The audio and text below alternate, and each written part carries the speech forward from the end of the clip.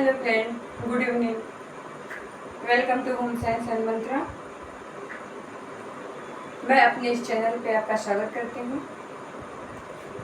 मैं ज्योति मिश्रा आप लोग के लिए पेपर को देखते हुए टीजीटी पीजीटी के लिए एक बेहद शार्ट नोट्स तैयार करके लाती हूँ, जो आप सबके परीक्षा के लिए बहुत ही बेनिफिट है।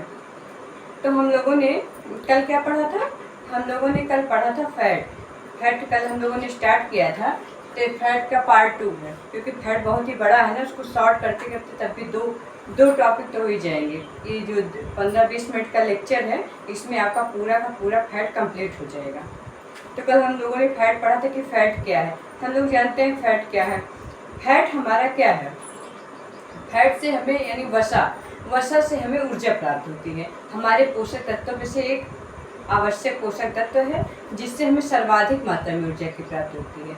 अगर प्रोटीन और कार्बोज से हमें 4.1 कैलोरी मिलती है ऊर्जा, तो वहीं हमें फैट से 9.1 कैलोरी ऊर्जा मिलती है। जो हमारे विटामिन के लिए, जो हमारे वसा में घुलनशील विटामिन है, उनके लिए भी हमारा फैट बहुत ही ज़रूरी होता है, क्योंकि बिना वसा के वो विटामिन हमारे शरीर में घुलेंगे नहीं, और जब तक घुलेंगे नहीं वो हमारे शरीर के लिए हेल्पफुल नहीं होंगे। तो हम लोग क्या देखते हैं, आजकल हम लोगों ने वसा के बारे में पढ़ा था, सामान्य सी जानकारी ली थी, मुफा पढ़ा था कि कौन सा अच्छा होता है, कौन सा बैड होता है, कौन बेस्ट होता है, कौन गुड होता है, सब कुछ पढ़े थे हम लोग। तो आज हम लोग क्या पढ़ेंगे? आज हम लोग पढ़ेंगे कोलेस्ट्रॉल के बारे में। ये हमारे एक ऐसा टॉपिक है जिसको अच्छे से पढ़ना जरूरी है, क्योंकि यहाँ से क्वेश्चन पूछे जाते हैं। तो देखते हैं कोलेस्ट्रॉल क्या है। हम लोगों ने अक्सर शब्द से सुना होगा, डॉक्टर के यहाँ भी जाते, कोई भी समस्या होती तो डॉक्टर कोलेस्ट्रॉल के बारे में, कोलेस्ट्रॉल घटा है कि बढ़ा है, क्या है, कैसे, उस सब के बारे में आज हम चर्चा करेंगे। देखते हैं कोलेस्ट्रॉल है क्या। तो कोलेस्ट्रॉल जो है वो मोम जैसा पदार्थ है जो यकृत से उत्पन्न होता है। ठीक है, मोम जैसा पदार्थ है जो यकृत से उत्पन्न होता है, जो कोशिका झिल्ली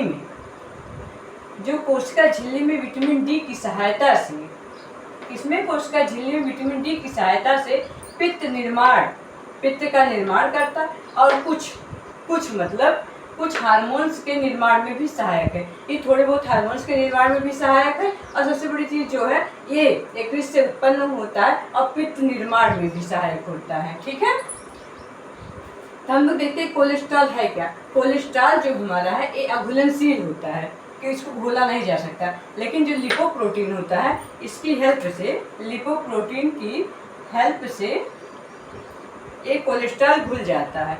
ठीक है, कोलेस्ट्रॉल अघुलनशील है, लेकिन ये लिपोप्रोटीन की हेल्प से घुल जाता है, कोलेस्ट्रॉल घुल जाता है। और जब घुल जाता है तो कोशिकाओं में रक्त के माध्यम से पहुंच जाता है। बिना घुले किसी काम का नहीं होता ना, जब ये घुल जाएगा, घुल कर ही हमारे कोशिकाओं में पहुंचेगा और हमारे शरीर के लिए लाभदायक होगा। तो चलिए देखते हैं हम लोग। कोलेस्ट्रॉल हमारा कई प्रकार के होते हैं। कोलेस्ट्रॉल के प्रकार हम लोग देखते हैं, कोलेस्ट्रॉल के प्रकार कितने प्रकार के होते हैं। देखिए, ये 4 प्रकार के होते हैं, लेकिन इसमें से हमारा 2 ही जरूरी थे, एक एलडीएल, दूसरा एचडीएल।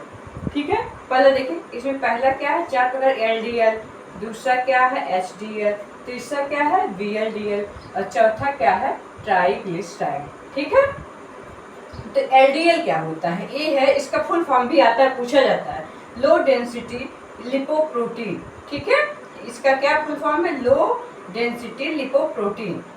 और एचडीएल का क्या full form? High density lipoprotein. VLDL का क्या होता है? ये तो पूछा नहीं जाएगा उसे पेपर, लेकिन तब इसका फुल फॉर्म क्या? Very low density lipoprotein. और एक होता है चौथा ट्राइग्लिसराइड। तो पहला हम लोग देखते हैं एलडीएल।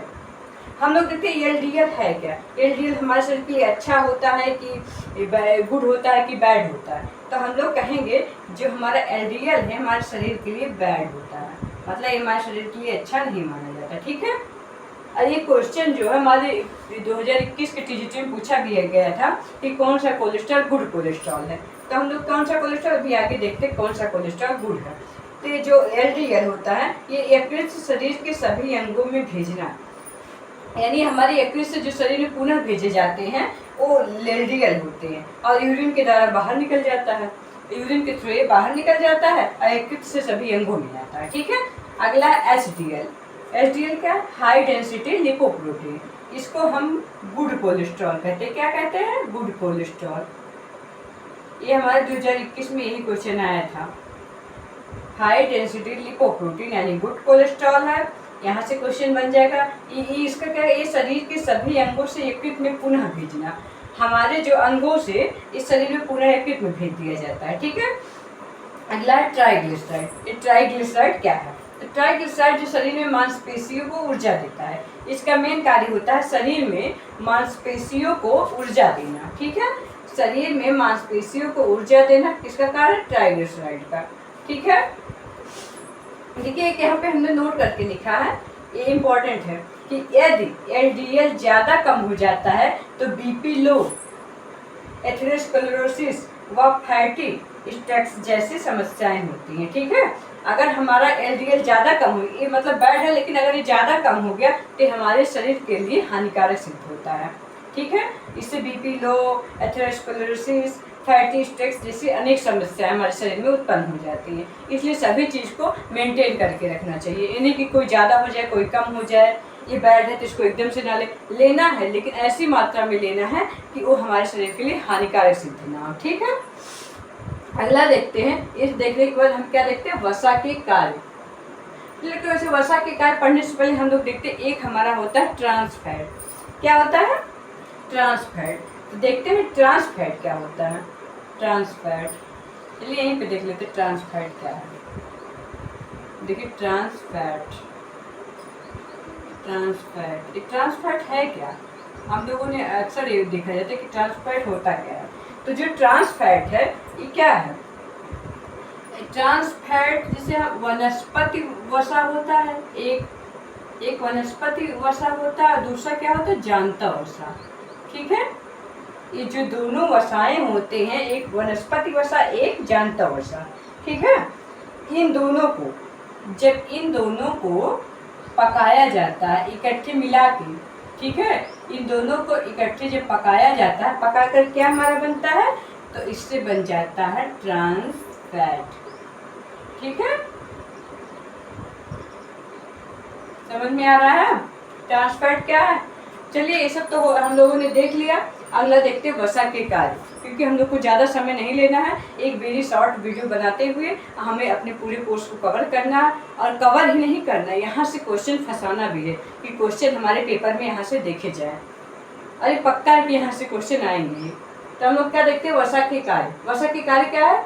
ऊर्जा का उत्पादन, शरीर में ऊर्जा का संग्रह करना। ऊर्जा का उत्पादन, वसा, जो वसा होता है ये हमारे शरीर में ऊर्जा का उत्पादन करता है, क्योंकि इससे सर्वाधिक मात्रा में वसा का उत्पादन होता है ना।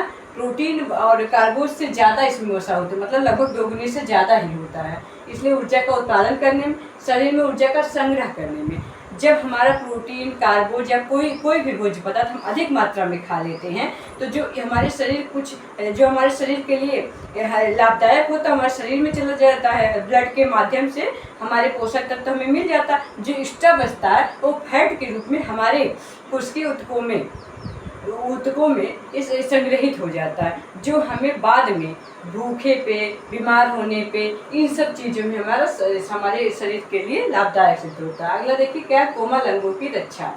जो वसा है ये हमारे शरीर के कोमल अंगों की रक्षा भी करता है, जैसे हृदय हुआ, आहार नाल हुआ, गर्भाशय हुआ, गुर्दे हुए, इन सब चीज़ों की रक्षा को ये हमारा जो है वसा करता है। वसा हमारे शरीर में एक, हम क्या बता सकते हैं, एक गद्दे की तरह काम करता है, जो उसी ऊतकों में जाके हमारे शरीर को हर चीज़ से सुरक्षा प्रदान करता है। तीसरा, शरीर के तापमान को नियंत्रित करना।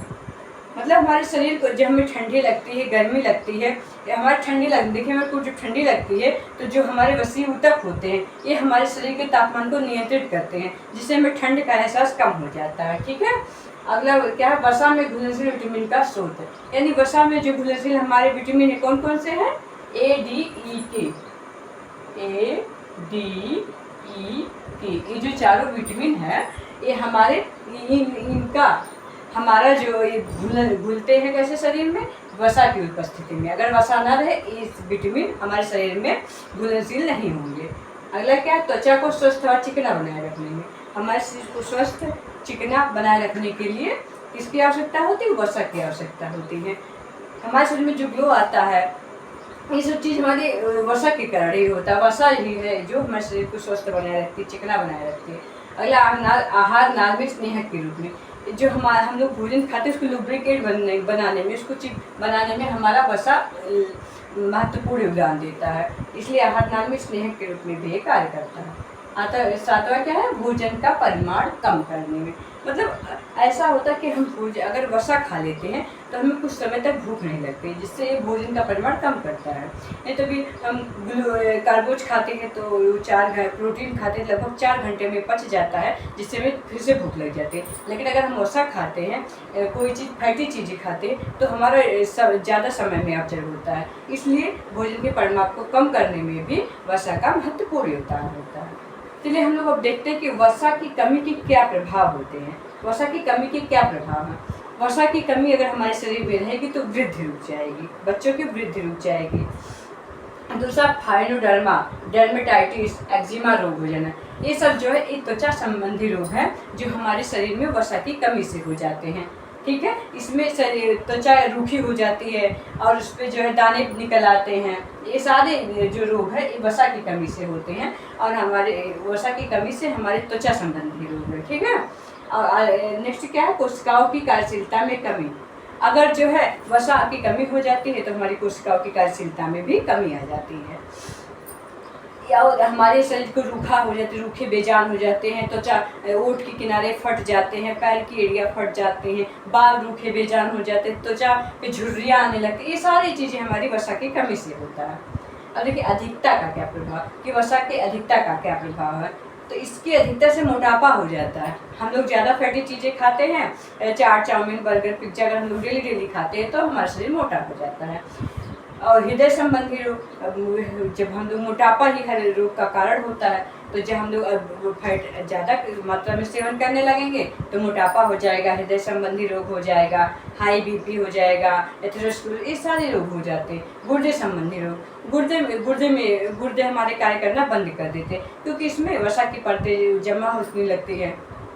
हमारे गुर्दे के आसपास खाली केवल फैट की जब परतें जमा होने लगती हैं तो हमारे गुर्दे की कार्यशीलता में कमी आ जाती है, जिससे गुर्दे प्रभावित हो जाते हैं। अगला है डायबिटीज़ की संभावना ज़्यादा। मतलब अगर हम लोग ऐसे फैटी चीज़ें ज़्यादा मात्रा में लेंगे तो हमें डायबिटीज होने की संभावना बढ़ जाती है, इसलिए हमें इसका अधिक प्रयोग भी नहीं करना चाहिए। ठीक है, अब हम लोग क्या देखते हैं, देखिए टोटल जो हमारे शरीर में कोलेस्ट्रॉल होता है वो 200 mg प्रति डेसीबल होता है। ठीक, और जो LDL होता है वो 100 mg प्रति डेसीबल होता है, और जो HDL है वो 40 से 60 mg प्रति डेसीबल होता है, और जो ट्राइग्लिसराइड है 120 से 160 mg प्रति डेसीबल होता है। ये सारे क्वेश्चन बहुत ही इंपॉर्टेंट है।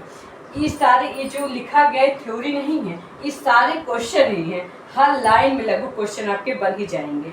पेपर को देखते ही आप लोग इसको अच्छे से तैयार कर लीजिएगा। यहाँ पे हर लाइन में ही क्वेश्चन बन रहे हैं। देखिए यहाँ पे अगर हम बनाना चाहें क्वेश्चन तो एक ट्रांसफैट से एक क्वेश्चन बन जाता है कि ट्रांसफैट है क्या, और यहाँ पे बनाना चाहे तो हम लोग पता है कि कोलेस्ट्रॉल किसकी सहायता से घुलता है, तो लिपोप्रोटीन हो गया। अगला देखते हैं, इसमें से पूछा जा सकता है कोलेस्ट्रॉल कितने प्रकार के हैं। इसमें से पूछा जा सकता है कि अच्छा गुड कोलेस्ट्रॉल कौन सा है, पूछा जा सकता है बैड कोलेस्ट्रॉल कौन सा है। ठीक है, ये सारी चीज़ें पूछी जा सकती हैं। ये भी पूछा जाता है कि अगर LDL कम हो जाता है तो कौन सी बीमारी की संभावना बढ़ जाती है, तो BP लो, एथेरोस्क्लेरोसिस, फैटी स्ट्रोक, ये सब हो जाती हैं। अरे इससे तो ये पूछा ही जाता है कि जो है वसा में घुलनशील विटामिन ए अधिकतर लगभग पेपर में क्वेश्चन पूछा गया है। ये सारे क्वेश्चन लगभग पूछे ही गए हैं। फाइनोडर्मा, डर्मेटाइटिस, एक्जिमा, ये सारे रोग पूछे गए हैं। और ये जो कोलेस्ट्रॉल है, ये कोलेस्ट्रॉल तो पूछा ही जाता है पेपर में। ये सारे क्वेश्चन बहुत ही इंपॉर्टेंट है, तो आप लोग इसको देख लीजिएगा। ये हमारा फैट आज कंप्लीट हो गया। अब हम लोग विटामिन पढ़ेंगे। ठीक है, ओके, बाय बाय।